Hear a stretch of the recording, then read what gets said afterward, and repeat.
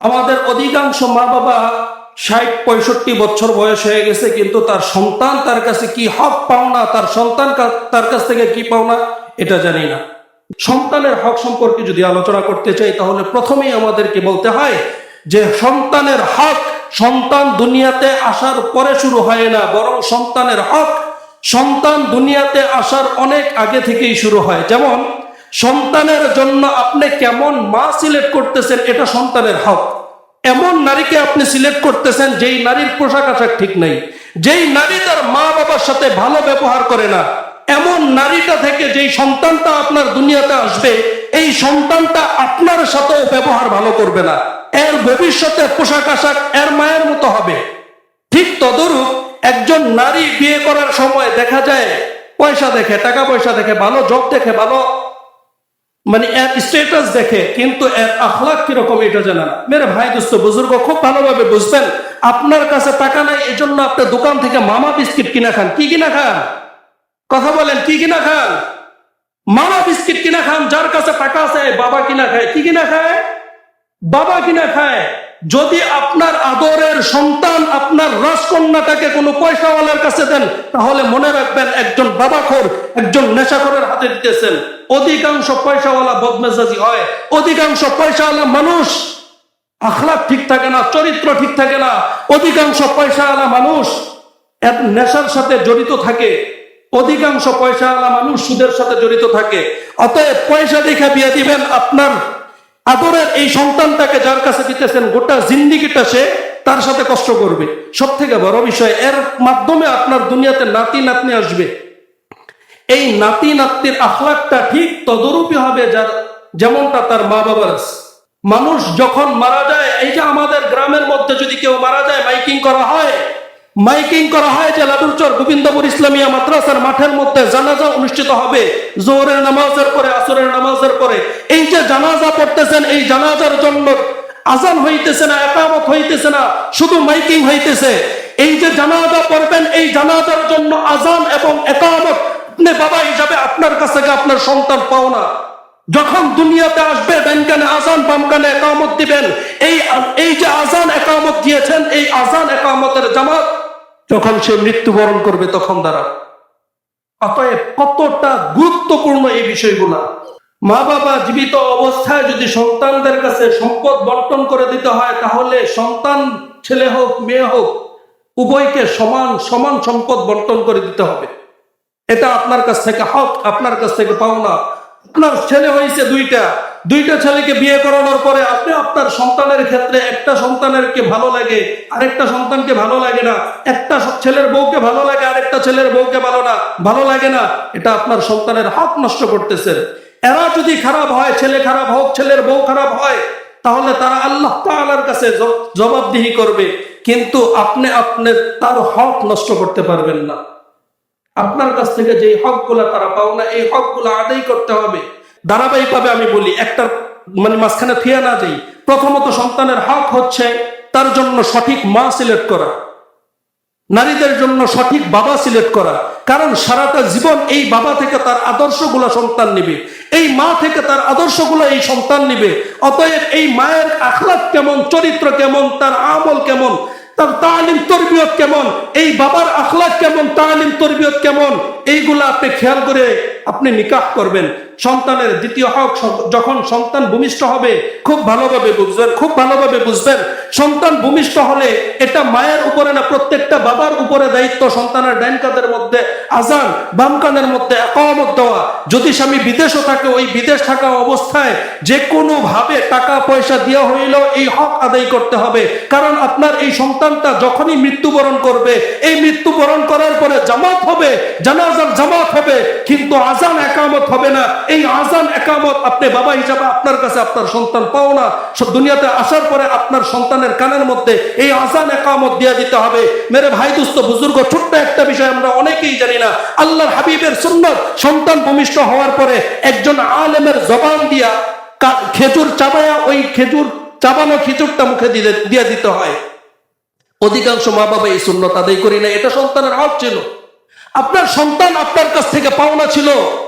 সন্তান দুনিয়াতে আসার পরে একজন আলেমের জবান দিয়ে খেজুর চিবানোর পরে আলেমের মুখের লালা এবং ওই চিবানো খেজুরটাকে সন্তানের মুখে প্রথম খাবার হিসাবে তুলে দিতে হবে। এটা সন্তানের হক। সন্তানের এর পরবর্তী হক হচ্ছে আকিকা করা।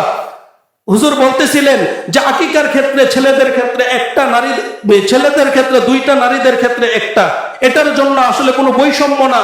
নারীরা পুরুষের তুলনায় রোগ প্রতিরোধ ক্ষমতা থাকে বেশি, নারীদের, পুরুষের থাকে কম।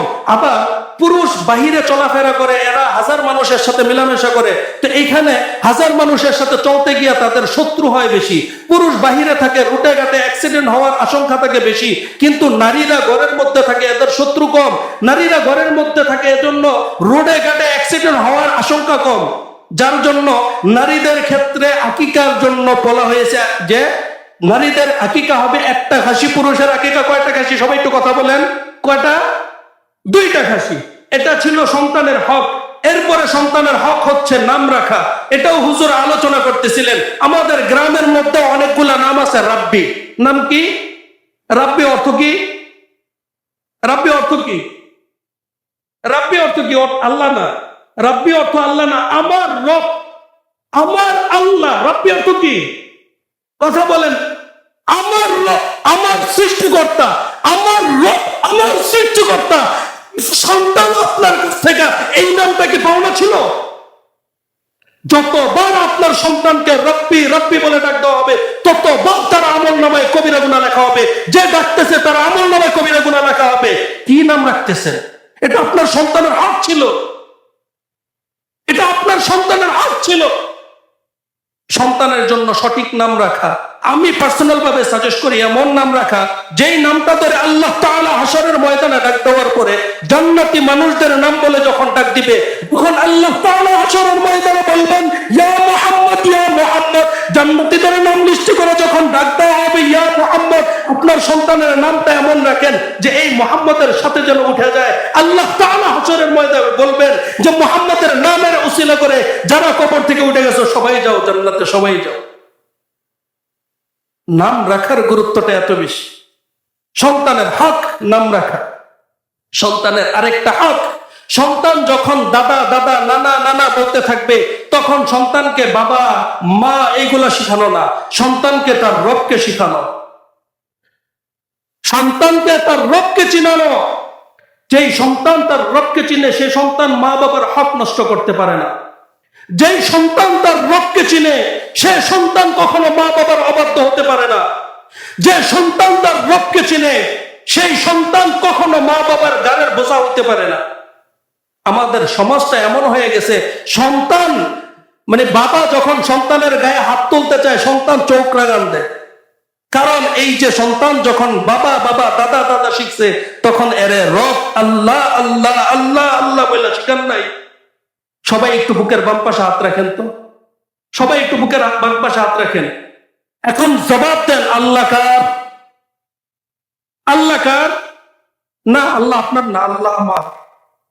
আল্লাহ কার? আমার। আল্লাহ কার? জবাব দেন, আল্লাহ কার? এই যে কলমের মধ্যে যখন আল্লাহ তুমি আমার কথাটা বলতেছেন, তখন আপনার চোখগুলা ভিজে গেছে। খেয়াল করে দেখেন, এই জীবনে প্রথম যে আপনাকে দুনিয়ার সব থেকে বেশি ভালোবাসে, তাকে বলতেছেন মাওলা আমি তোমাকে ভালোবাসি।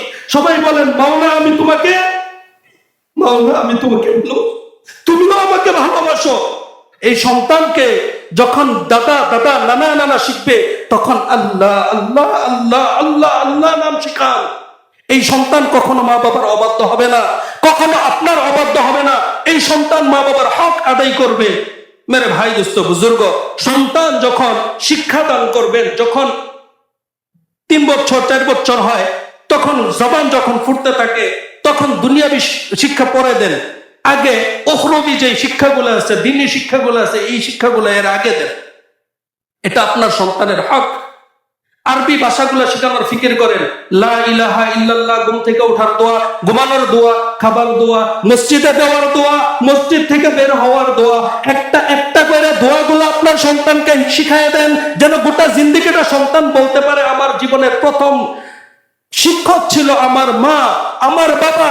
আর আমার মা আমার বাবা ধর্মীয় শিক্ষক ছিল, এনা জেনারেল শিক্ষক ছিল না। জেনারেল শিখাইতে হবে না, বিষয়টা এমন না। জেনারেল শিক্ষাগুলো আমাদের জন্য খুবই প্রয়োজনীয়, খুবই প্রয়োজনীয়, কিন্তু তার মানে এই না যে আমাদের ধর্মীয় শিক্ষাগুলো বাদ দিয়ে জেনারেল শিখাইবেন। আর জেনারেল শিক্ষা, আমাদের জন্য ডাক্তার প্রয়োজন আছে, আমাদের জন্য চিকিৎসার জন্য ডাক্তার প্রয়োজন আছে, কিন্তু এই ডাক্তারদের কলমের মধ্যে দ্বীনি শিক্ষা নাই। এজন্য ডাক্তারদের প্রেসক্রিপশন, ডাক্তার দেখাইতে গেলে ভিজিট লাগে আমাদের 1000 টাকা, কারণ এর কলমের মধ্যে দ্বীনি শিক্ষা নাই। যখন এর কলমের মধ্যে দ্বীনি শিক্ষা থাকতো, আপনার ঘরের মধ্যে থেকে যদি ফোন দিতেন আমার বাবা অসুস্থ, এই দৌড়ে চলে আসতো, কারণ আমার উপর এটা দায়িত্ব। আর উম্মাহ আমার কাছে এটা পাও না, আমি ডাক্তার হিসেবে তাদের চিকিৎসা করা আমার উপর এটা হক। এটা সন্তান যদি শিখাইতেন ধর্মীয় শিক্ষাগুলা, তখন এই ডাক্তার, এই ইঞ্জিনিয়ার, এই জজ, এই ব্যারিস্টারের কাছে আপনার হক নষ্ট করার আশঙ্কা থাকতো না। চেয়ারম্যান, মেম্বার, এমপি, মন্ত্রী, মিনিস্টার, এদের কাছে আপনার হক নষ্ট হওয়ার আশঙ্কা থাকতো না, যদি প্রত্যেকটা মা বাবা ঠিক হয়ে যেতেন। মেরে ভাই, দোস্ত, বুজুর্গ, খুব গুরুত্বপূর্ণ একটা বিষয়, পুরুষকে মুসলমানি করানো হয়। এই বিষয়টা তো জানেন নাকি? মুসলমানি কেন করানো হয়? কেউ কি জানেন মুসলমানি কেন করানো হয়? মুসলমানি করানোর সময় কখন? মুসলমানি করানোর সময় হচ্ছে 10 বছর হওয়ার আগে। মুসলমানি কেন করানো হয়? সন্তান যখন 10 বছর বয়সে, সন্তানকে আপনি 7 থেকে 10 বছর বয়সে আপনার সন্তানকে আপনি নামাজ শিখাইবেন, এটা আপনার সন্তান আপনার কাছ থেকে হক, আপনার কাছ থেকে পাওনা, মা বাবার কাছ থেকে পাওনা। 7 থেকে 10 বছর বয়সের মধ্যে এর নামাজ শিখাইবেন। এই 7 থেকে 10 বছর বয়স, আমি লজ্জা শরম ভাইয়া বলতেছি, এই যে পুরুষাঙ্গের সামনের মধ্যে একটা চামড়া এসে থাকে, যখন এই পুরুষটা প্রস্রাব করে, এই চামড়াটার মধ্যে নাপাকি লাইগা থাকে, প্রস্রাব গুলা লাইগা থাকে। এই যে নাপাকি গুলা লাইগা রইলো, এই সন্তানটা যখন 10 বছর বয়সের পরে প্রস্রাব করবে, তার শরীরটা নাপাক হয়ে রয়েছে। এই 10 বছর পরে যখন নামাজ ফরজ হবে, যত নামাজে আদায় করবেন নামাজ হবে না। এই সন্তানটাকে আপনি মুসলমানি করাইছেন নামাজের জন্য। কিসের জন্য? নামাজের জন্য। কিন্তু আপনারা মা বাবা কি এই হক আদায় করছেন? আপনার সন্তানকে 7 থেকে 10 বছর বয়সের মধ্যে নামাজ শিখাইছেন? কথা বলেন। এটা আপনার সন্তানের হক ছিল। মেরে ভাই, দোস্ত, বুজুর্গ, সন্তানের এটা হক, 7 থেকে 10 বছর বয়স পর্যন্ত একে নামাজ শিখাইবেন, ধীরে ধীরে নামাজ শিখাইবেন। 10 থেকে 12 বছর বয়স বা বালেগ হওয়ার আগ পর্যন্ত, 10 বছরের পরে বালেগ হওয়ার আগ পর্যন্ত এই সন্তানটাকে নামাজ পড়ার জন্য হুকুম করবেন। যদি সে নামাজ না পড়ে তাহলে তাকে প্রহার করবেন। বাবাদের জন্য এটা দায়িত্ব, বাবাদের কাছে এই সন্তান এটা হক, এটা পাওনা। 10 বছর বয়সের পরে যদি সন্তান নামাজ না পড়ে, এই সন্তানকে বাবারা প্রহার করবেন, মারধর করবেন, তারপরে নামাজ শিখাইবেন। বালেগ হওয়ার পরে যেন এই সন্তানটা বেনামাজি না হয়, এটা আপনার সন্তানের হক। আরো একটা গুরুত্বপূর্ণ বিষয়, খুব খুব খুব গুরুত্বপূর্ণ বিষয়, সন্তান ছেলে হোক বা মেয়ে হোক, এই সন্তানটা 7 থেকে 10 বছর বয়স, এই যে বয়সটা, এই বয়সের মধ্যে তাদের বিছানা পৃথক করতে হবে। এটা সন্তানের হক। সন্তানকে যতই আদর করেন, যতই ভালোবাসেন, যতই মহাব্বত করেন, এই সন্তানটা যখন বুঝ তাদের মধ্যে আসতে শুরু করবে, আপনি তাকে আপনার বিছানা থেকে পৃথক করে দিতে হবে। এটা সন্তানের হক, ছেলে হোক মেয়ে হোক, এটা সন্তানের হক। তার বিছানা পৃথক করতে হবে।